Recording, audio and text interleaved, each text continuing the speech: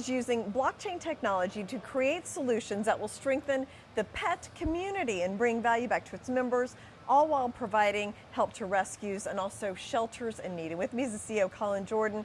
Colin, a pleasure having you back. Jane, Great to see you again. Me. Yeah. So we talked, 5 months or so ago, right when you took over as CEO. So give me an update on how things have been going. Yeah, I mean, I think we've all kind of seen the roller coaster that's been going on in the cryptocurrency market, let alone, the traditional stock market. So that's been a little interesting to navigate, but nonetheless, just trying to tell the team to stay focused, building our ecosystem, growing, hiring, right?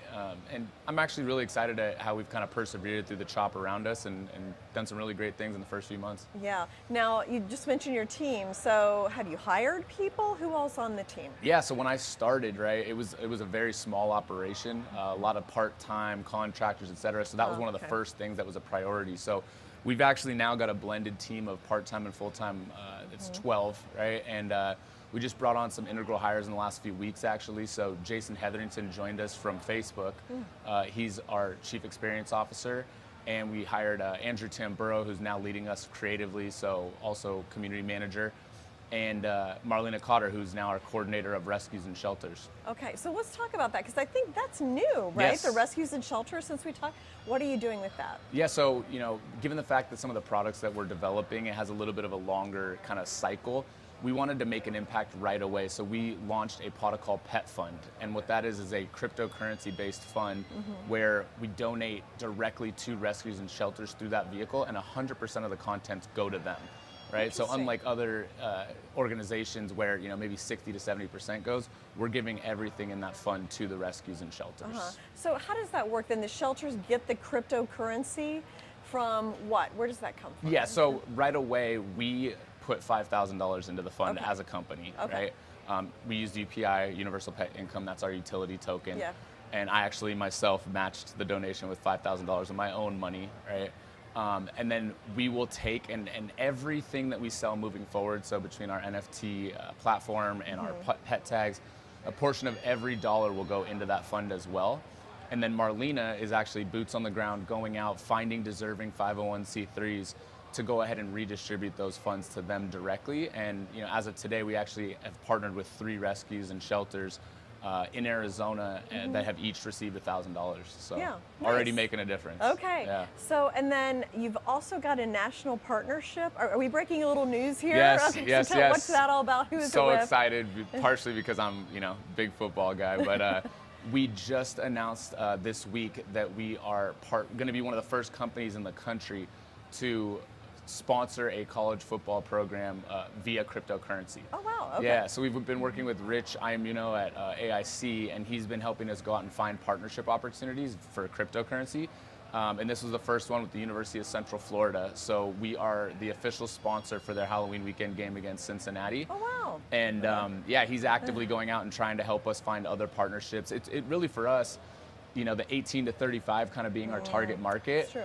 I love College working. is actually a really good target for you. It's fantastic, and not just to go out and get eyeballs and raise awareness, but then as we continue to grow the team, right? Like these college kids that are just coming out and needing jobs, it's an incredible, as an emerging technology company, there's a lot that want to get involved with us at an early age, and we love that. Yeah, what kind of things do you have planned for that football game? So they're actually going to allow us, our logo is going to be on the coin for the coin toss. We're going to have kind of full branding around the stadium. They'll have QR codes where they can go in and download our app. So it's actually a really, hats off to UCF. They put together an incredible program for us to become a sponsor. Yeah, exciting. So, okay, so what's the next 5 months or next year for you in the company? Yeah, so, as we continue to grow, the next stage as far as product development, we're going to be launching, and I'll give a little sneak peek here, but it's called Kingdom, is our NFT platform. And so you're going to actually go ahead and be able to mint an NFT of your own pet. So you can create a 3D rendered version of your pet that can go into the metaverse, have kind of a presence there. But not just that, the NFT that you own and hold is going to give you value in terms of partnerships that we have in our building. You can get 15% off at this store or 20% off at that retailer by owning and holding the NFT. So as a community member, there's inherent value beyond just going into the metaverse, right? Which we're all kind of excited to see where that goes. but there's inherent value on top of that as well. Okay, so that's kind of cool. So if I want to go in the metaverse, I can create an NFT of my pet and take my dog or cat with me or whatever I have with me in the metaverse. Yeah, And that's very interesting. Yeah, and so you know, what's cool too is we're also purchasing land in the metaverse and whatnot. So we'll create kind of these exclusive areas that are like pet parks or whatnot, and we'll create meetups. And again, just more value.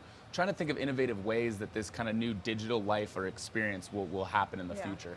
Now, I know since I've been talking to the company, you've got the pet tags that use blockchain technology, and that was really kind of your core business, right? So explain that and where that is. Yeah, so, right when I got in, I think everybody's really excited about this tag and what it can do, but as you kind of look at the broader landscape and things that are happening with blockchain technology, and again, things that are kind of out of our control, the gas fees and what happens there, the idea that we could go ahead and implement all the things that we wanted right away was not really there. So what we've done is kind of taken a step back and assess where the tag was at, and it kind of became more of a prototype of, hey, this is what we want for it. And now our team that we've continued to grow and scale is going out and looking at ways to make it more robust and really implement kind of a stronger presence for the tag. Things like pedometer, GPS tracking, things like that, rather than just having a QR code with NFC technology. So, it is taking longer. Obviously, we hear from the community that they want it now, just kind of like everybody else. But I think it's going to pay off in the long run that we're taking the time to stop, reassess, and we're going to put out something that people really like. Yeah. Okay. Well, I'm sure in our next interview we can talk about that. Yes, so, absolutely. Thank you so much, Colin. Thank you. Appreciate the time.